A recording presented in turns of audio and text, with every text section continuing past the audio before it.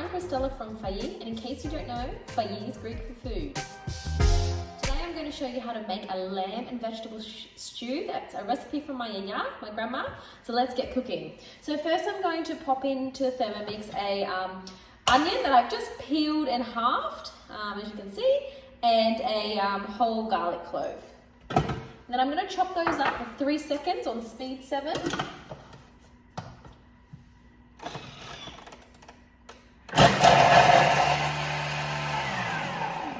You could hear that finish quite quickly.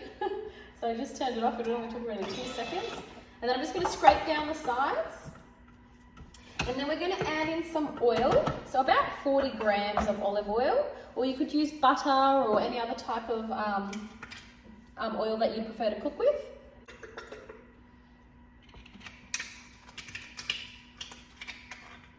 And we'll just cook that 3 minutes, 100 degrees. Speed 1. Now once this finishes, I'm going to add in some lamb. So you can really use any types of meat that you prefer. I'm just using some lamb chops as the recipe recommends, but even try some chicken if you prefer, or different types of cuts of meat. And even beef pieces are beautiful as well. Just the time of cooking may vary just a little bit. So I'm going to weigh in the lamb chops.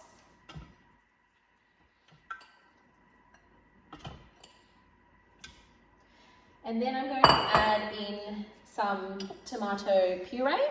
400 grams of tomato puree and 800 grams of meat.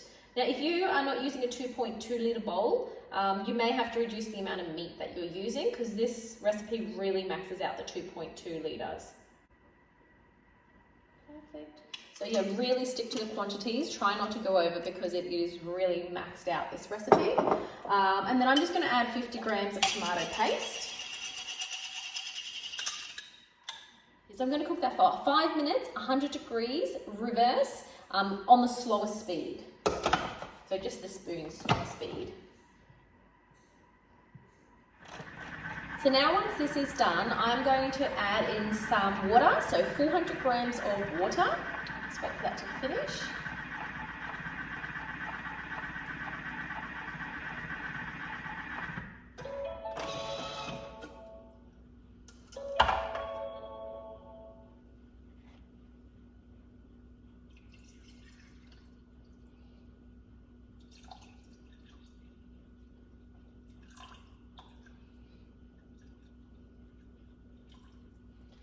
And then I'm going to add in some hot finger peppers. Now, I highly suggest not skipping these. They are honestly the key to the flavour in this dish. It is very mild if you're only adding 2, but if you do like a bit of a kick and a bit of a spice, you could add a couple more very easily. But honestly, it's a very subtle flavour, but it just really brings all the different ingredients in the dish alive. So highly recommend adding it. So just be careful when you're touching them, because if you touch yourself with them after, they will be very hot.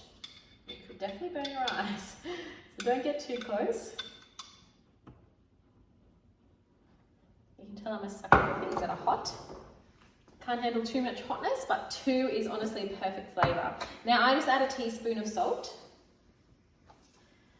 And then I add about 30 grams of butter. Now, if you're dairy-free, you can totally skip the butter, but I just really enjoy the little bit of extra flavour that it gives.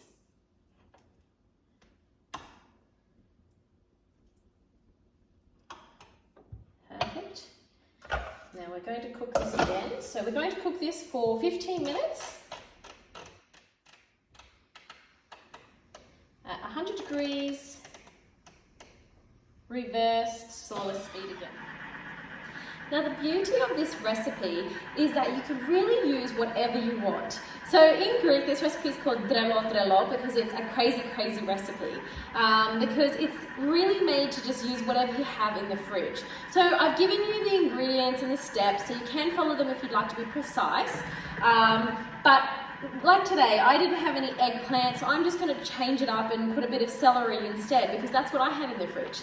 And that's the beauty of the recipe, is that you can change it to whatever you have in your fridge, and just put similar vegetables together that sort of cook a similar timing. So I'm going to be putting my celery with the zucchini, and I'm just going to cook the carrot for a little bit longer. So just skip the step of the eggplant. Instead of cooking it for 10 minutes, I'm going to cook it for 20 minutes. So let's pop that in. Now I've got about 155 grams. Let's just weigh it in and see if I actually do have that much. Yep, I've just got just under, so that's fine. And then I'm going to cook that. So now I'm just going to add in some zucchini and celery.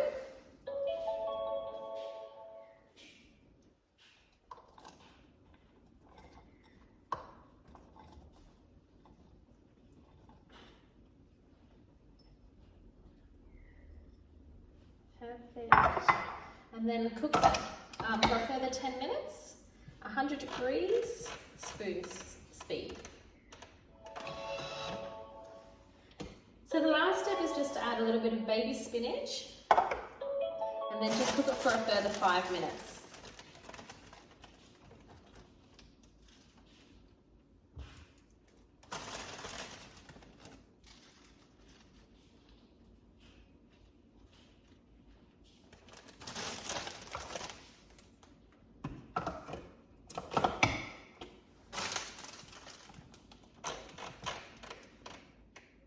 So once it's done, we usually just serve it on a bit of rice, or you can just eat it as is.